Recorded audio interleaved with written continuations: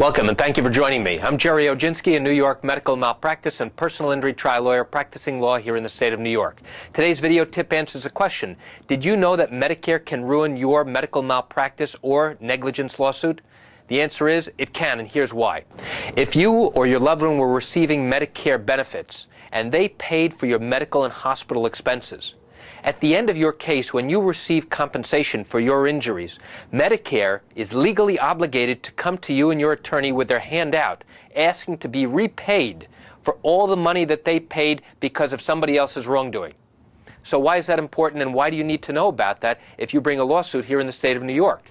It's extremely important because Medicare will have a lien. And what is a lien?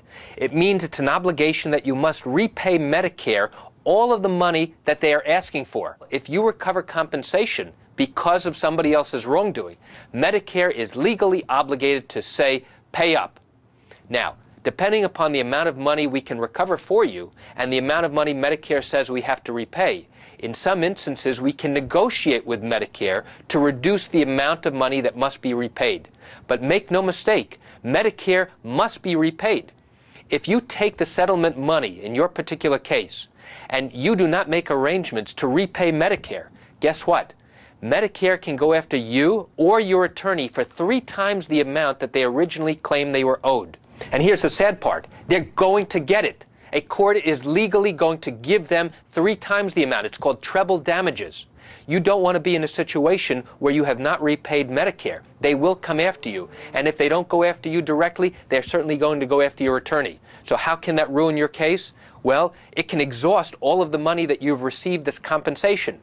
So when you go into an attorney's office at the beginning to determine whether or not you have a valid case, and if you were receiving Medicare benefits, you must tell your attorney that you were getting Medicare, because the attorney will now know that any compensation that is obtained for you or your loved one is going to be reduced after the attorney's expenses, after the attorney's fees. Now Medicare gets their share. And only after Medicare gets repaid do you, as the injured victim, now get what's left.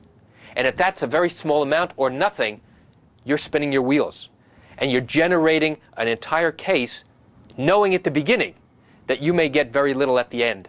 So although you may be relying on Medicare to pay for those medical bills, just keep in mind that if you bring a lawsuit seeking compensation because of somebody else's wrongdoing, well, Medicare is going to turn around and say, pay up.